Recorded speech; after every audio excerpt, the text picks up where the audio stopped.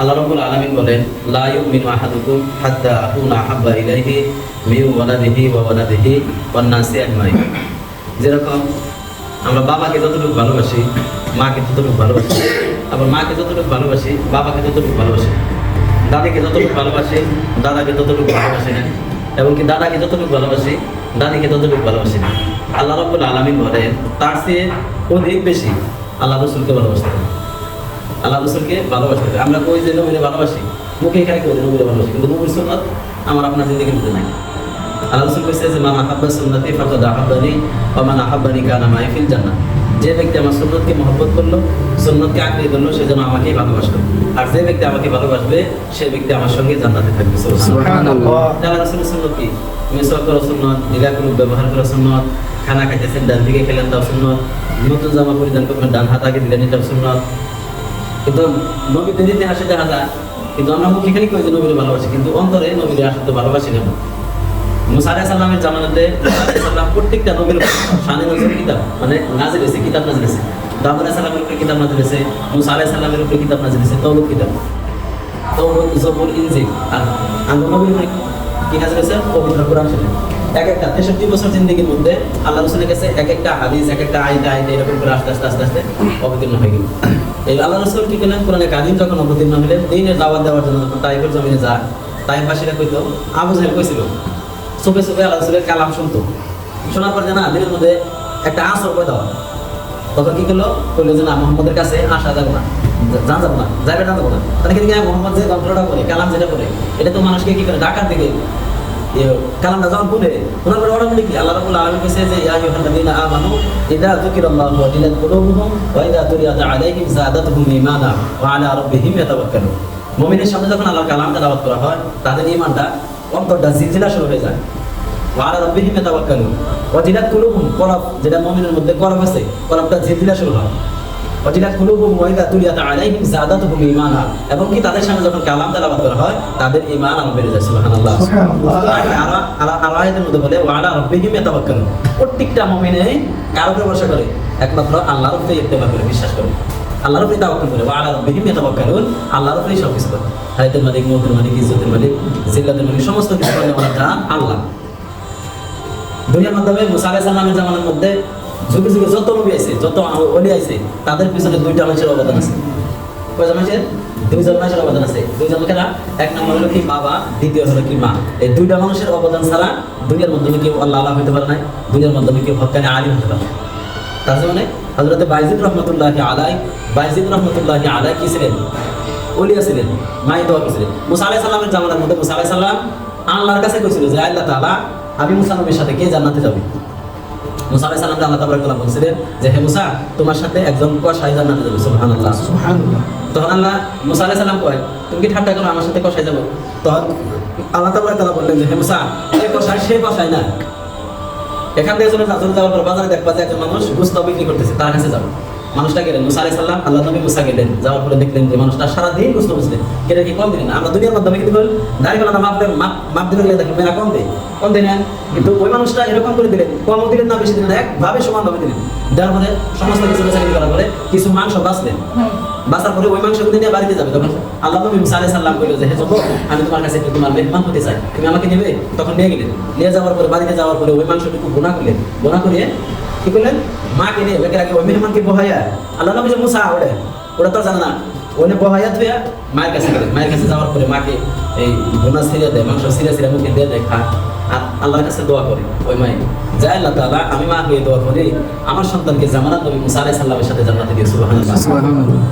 এরকম করতে করতে তখন ওই কসাই কয় যে দেখো, ওনে আল্লাহ নবী মুসা আর আমি একজন কসাই, প্রতিদিন আমার মা দোয়া করে। তখন জিজ্ঞেস করে মুসা আলাইহিস সালাম জিজ্ঞেস করে, এই যে দোয়া করবো এটা কে? তখন মুসা আলাইহিস সালাম বলার পরে ওই যুবক বলে যে হুজুর দেখেন, আমার মা প্রতিদিন দোয়া করে আল্লাহর কাছে যে আল্লাহ তাআলা, তুমি আমার সন্তানকে জামানাত নবী মুসা আলাইহিস সালামের সাথে জান্নাতে দিও। তখন বললো যে ওই লোকটাকে? তখন বললো যে ওই লোকটা আমার মা, ওই লোকটাই আমার মা, প্রতিদিন আমার মা আমার জন্য দোয়া করে যে আল্লাহ তাআলা, তুমি আমার সন্তানকে জামানাত নবী মুসা আলাইহিস সালামের সাথে জান্নাতে দিও। দেখুন যে কোনে মুসা নবী আর কোনে আমি একটা কসাই। তখন মুসা নবী কয় যে হে যুবক, তুমি সাক্ষী থেকে যেও, আমি মুসা নবী বলে গেলাম, কাল হাসরের ময়দানে তুমি আমার সাথে জান্নাতে থাকবে। সুবহানাল্লাহ। শুধু তাই না, আরেকটা ইতিহাসের মধ্যে আছে, মুসা আলাইহিস সালাম আল্লাহ তাবারক তাআলার কাছে বলছিলেন যে হায় আল্লাহ তাআলা তুমি আমাকে একটা সওয়াল দাও। মুসা আলাইহিস সালাম এই কথা বলার পরে আল্লাহ নবী মুসা আলাইহিস সালাম আল্লাহ তাবারক তাআলার কাছে বলার পরে আল্লাহ রাব্বুল আলামিন বললেন যে হে মুসা ওই নদীর পাড়ে একটা ছোট্ট শিশু বসে আছে, তার কাছে যে বলো সওয়াল কথা। মা বাবার দোয়ায় একজন মানুষ যে আল্লাহওয়ালা হতে পারে, একজন যে দুনিয়ার মধ্যে হক্কানি আলিম হতে পারে, তার ইতিহাস ওলিদের ইতিহাস করে দেখেন। মুসা আলাইহিস সালাম আল্লাহ তাবারক তাআলা বললেন যে হে মুসা তুমি ওই নদীর পাড়ে একটা ছোট্ট শিশু বসে আছে, তার কাছে যে বলো। মুসা আলাইহিস সালাম যায় না ওই মানুষটার কাছে, ওই যুবকের কাছে যে বলতেছে যে আল্লাহ পাক বলিয়াছে আমাকে একটা সওয়াল দিতে। বাচ্চা ছেলেটা এমনি তাকিয়ে থেকে কিছু না পেয়ে আকাশের দিকে তাকিয়ে বলেছিল যে হে মেঘের টুকরা নিচে নেমে এসো, আল্লাহর নবী মুসাকে নিয়ে যাও। সঙ্গে সঙ্গে মেঘের টুকরা নিচে নেমে আসলো। আসার পরে আল্লাহ নবী মুসা আলাইহিস সালামকে জায়গা মতো পৌঁছাই দিলেন। পৌঁছাই দেওয়ার পর আল্লাহ নবী মুসা আলাইহিস সালাম সেজদায় পড়ে গেলেন। সেজদায় পরে আল্লাহকে ডাক দিলেন, আয় আল্লাহ তাআলা এটা কে বলছে রে? এদিক ওদিক তাকিয়ে আকাশের দিকে তাকিয়ে মেঘের টুকরাকে ডাক দিল। সঙ্গে সঙ্গে মেঘের টুকরা নিচে নেমে আসলো। আল্লাহ রাব্বুল আলামিন বলে যে হে মুসা তুমি কি জানো এটা কে?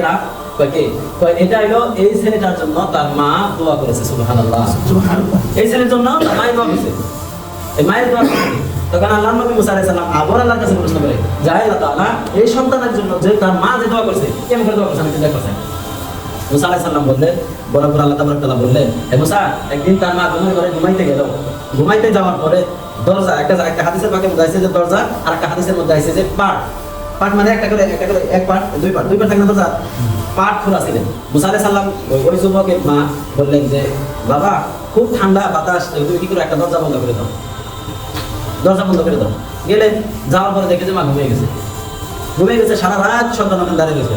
চিন্তা করো, ওখানে যাওয়ার পরে চিন্তা করে যে এই দরজা বন্ধ করো না এই দরজা বন্ধ করো, এই দরজা বন্ধ করলে না জানি মায়ের আরাম লাগবো, এই দরজা বন্ধ করলে না জানি মায়ের কষ্ট হয়। মা যদি ঘুম থেকে জাগ্রত হওয়ার পরে আবার যদি বলে এরকম করে সারা রাত দাঁড়িয়ে রয়েছে। মার ঘুম ভাঙার পরে ঘুম থেকে জাগ্রত হওয়ার পরে জিজ্ঞেস করছে বাবা তুমি এখানে দাঁড়িয়ে রয়েছো? তখন বলে সন্তান যে মা আপনি বললেন যে দরজা একটা বন্ধ করে দেবেন নাকি, আমি আসলাম, আসার পর আপনি ঘুমিয়ে গেছে, ঘুম থেকে জাগ্রত হওয়ার পর আবার যদি আপনি বলেন সেই জন্য এখানে দাঁড়িয়ে গেছি। মায়ের সঙ্গে সঙ্গে হাত তুলে দোয়া করে আল্লাহ তাআলা যে সন্তান আমি মায়ের কথা মানার জন্য সারা রাত দাঁড়িয়ে রইল, আমি মা হয়ে তোমার জন্য তোমার কাছে দোয়া করে দিলাম, আমার সন্তান যা বলে তুমি তার সঙ্গে সুবহানাল্লাহ। তখন আল্লাহ নবী মুসা আলাইহিস সালামকে বলে যে হে মুসা শুধু এই তুমি একটু করে ডাকছে, এই যদি চন্দ্র সূর্যকেও ডাকবে তোর মুসা এর মায়ের দোয়া কবুল করে চন্দ্র সূর্য তোর আমি সওয়ারি মানে দিলাম। সুবহানাল্লাহ। এই ইতিহাস যত নবী আছে, যত আল্লাহওয়ালা আছে, প্রত্যেকটা নবীর পিছনে প্রত্যেকটা মানুষের পিছনে শানে নজর আছে।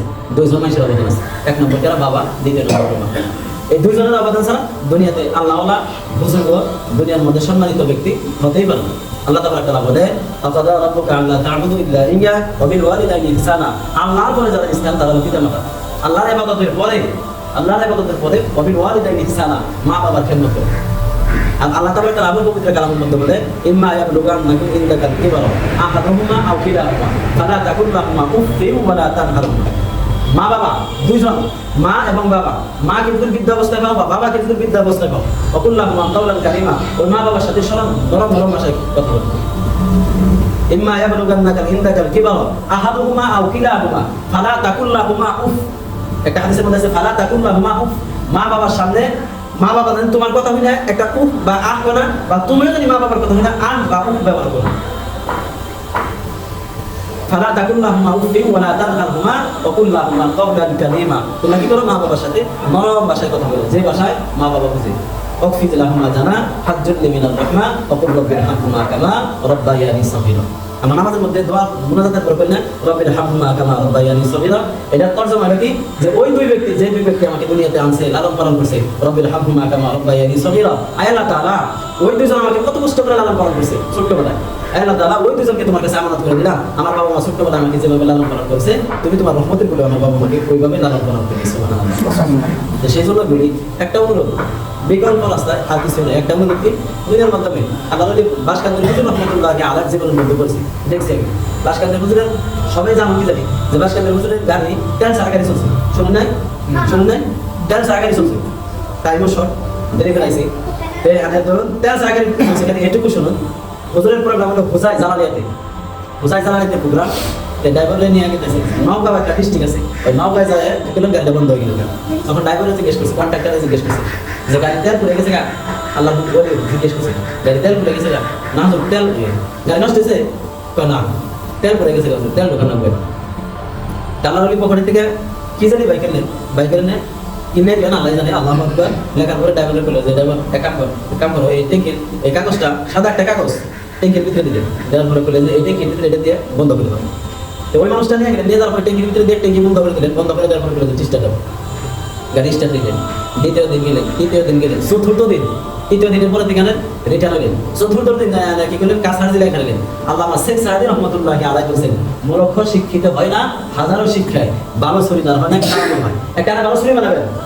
আল্লামা শেখ সাদি এই জন্যই গেছে যে একটা ভালো একটা ছুরি বানাবে না, লোহা যদি কমজোরি দিলেন ছুরি ওপর ঠিক কাটবো না, আর যদি লোহা বানা দিলেন এর ভিতরে কাটবেন। আল্লামা শেখ সাদি এই জন্যই বলছে, মূর্খ মানুষ আছেন, জাহিল মানুষ আছেন, ড্রাইভারটা আছে, কন্ট্রাক্টর ছিলেন, জাহিল মানুষ ছিলেন। আল্লাহ উনি বলছিলেন যে গাড়ি ট্যাঙ্কি খুলো না, কর্তৃত্ব একটা চিন্তা যে আজকে 60 দিন ধরে তেল ছাড়া গাড়ি চলে, এটার ভিতরে দিল কি আমার দেখা গেল। কাছাড় জেলায় পৌঁছে গেলেন, চতুর্থ দিন কাছাড় জেলায় পৌঁছে যাওয়ার পরে আল্লাহ উনি বাসকান্দি হুজুর কি করলেন, নামলেন, নেমে গেলেন মাদ্রাসায় গেলেন। এই মানুষটা মেলা ধরে যায়, চিন্তা চিন্তা বহু চেষ্টা করে বস্তু আছে, বস্তু রায় না দেখে সাদা একটা কাগজ আর কিছু নাই, আল্লাহ আকবার, সাদা একটা কাগজ ট্যাঙ্কির মধ্যে সেন্টিমেন্টে জমা করে কাগজটা আছে, আমার পরে সাদা একটা কাগজ আছে, কিছু না। ট্যাঙ্কির মধ্যে আমার ফিরে বাসকে বেঁধে দিয়েছে, বলে দেখে দিয়েছে গাড়ি স্টার্ট দেয়, আর গাড়ি স্টার্ট না, দৌড় করে হুজুরের কাছে গেছে যে হুজুর গাড়ি স্টার্ট না। তখন হুজুর কইছে যে তোমাকে যে বলেছিলাম যে গাড়ি ট্যাঙ্কি খুলো না, তুমি যদি ট্যাঙ্কি না খুলো যতদিন গাড়ি চালাইবা তোমার গাড়িতে তেল বানানো লাগবে না, ইয়ালা হলো আল্লাহ। এই বাসকান্দির হুজুর রহমতুল্লাহি আলাইহি মা আল্লাহর আছিলেন, বাবা আল্লাহর আছিলেন, দোয়া করছিলেন। এখনো পর্যন্ত কবরের মধ্যে, এখনো পর্যন্ত যে যাবেন, যাওয়ার পর কবরের কোটা কবর এখান থেকে এখনো এত বাসনা বেড়ে, কিন্তু আল্লাহ মানুষ আছে দুনিয়ার মাধ্যমে যত আল্লাহ আছে তাদের পিছনে দুইজন মানুষের অবদান আছে। এক নম্বর হলো বাবা, দ্বিতীয় নম্বর হলো মা। কইছে যে জান্নাতের দরজা হলো মা, জান্নাতের মা মায়ের পায়ে আছে, আর জান্নাতের দরজা হলো বাবা। কাল হাসরের মধ্যে 8টা জান্নাতের দরজা খোলা থাকে একজন মানুষের জন্য। যারা মুমিন তাদের জন্য জান্নাত কিন্তু বলে একটা দরজা 8টা খোলা থাকবো, আর মনে যা যেটা মনে চায় সেটা দিয়ে প্রবেশ করতে হবে। কিন্তু দুনিয়ার মাধ্যমে আমরা আলিমকে ভালোবাসি না, কোরআনে কারিমকে ভালোবাসি না, কোরআনে কারিম পড়া হারি দরবার যায় না, কিন্তু এই কোরআনের সৌগরটা কালকে মধ্যে দিন আপনার জন্য, এই কোরআন আপনার জন্য উকিল হয়ে দাঁড়াবে। দুইটা টাইম আছে, যে সূরা ইয়াসিন আর সূরা মুলক, তাবারাকাল্লাযী বিয়াদিহি মুলকু ওয়া আলা কুল্লি শাইইন কাদির। এই সূরা মুলক যদি কেউ এই সালের পরে আমল করে কালকে মধ্যে দিন এই মানুষটা এই সূরা মুলক আপনাকে সুপারিশ করতে পারবে। আর একটা কথা বলি, সেটা বলে, যদি কোনো মানুষ, একটা কথা এটা মনে রাখবেন, কোনো মানুষ যদি নিজের দিকে দোয়া করে, কথাটা দেখে বুঝবেন, নিজের দিকে যদি দোয়া করে, অতি পাঁচটা হাত তুলে দোয়া করে, যায় আল্লাহ তাআলা আমি এরকম অভাবে আছি, অভাব দূর করে দাও, ও দোয়া কবুল হইতে পারে, নাও হইতে পারে। দুইজন সম্মানিত লেখক আছে, আমরা তো ফেরেশতা না, দুই কাঁধে বসা আছে, আমরা ফেরেশতা না, ফেরেশতা না, দুইজন লেখক, সম্মানিত দুইজন লেখক আছে, একজন হলো কি কিরামান কাতিবিনা, দুইজন লেখক আছে, ডান কাঁধে আর বাম কাঁধে। বাম কাঁধে বদ আমল লিখতেছে, ডান কাঁধে নেক আমল লিখতেছে। আমরা যদি হাত তুলে আল্লাহর কাছে দোয়া করেন, প্রতি পাঁচটা একজনের দিকে, অন্য একজন অপর একজন ব্যক্তির দিকে দোয়া করেন যে আল্লাহ তাআলা অমুক ব্যক্তিকে তুমি কি করো, মালদার বানিয়ে দাও, দিনদার বানিয়ে দাও। সম্মানে একজন লেখক আছে না, আল্লাহর কাছে ফরিয়াদ করে যে ওই মানুষটা যে আগে দোয়া করলো তাকে এটা আগে বানাও, তারপরে তাকে দাও। তাহলে আমার আপনার জিন্দগি বলতে নিজের দিকে আগে চালাবো কি, ব্যাকের আগে মানুষের দিকে চালাবো? ওদের মানুষে ওই ফেরেশতায় আল্লাহর কাছে দোয়া করে যে আল্লাহ অমুকে বান্দা, অমুক বান্দা তোমার এটা কইছে, তার জন্য দোয়া করতেছে। আল্লাহ কয় যে ওই মানুষটার আগে দাও, যে দোয়া করলো তার আগে দাও, তারপর আরে দাও। তাহলে কত বড় কথা।